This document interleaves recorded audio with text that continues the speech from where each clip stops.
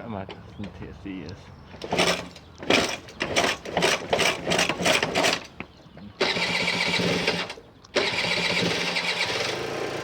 Wollte dann keine Sorgen. Okay. Hörst du auf?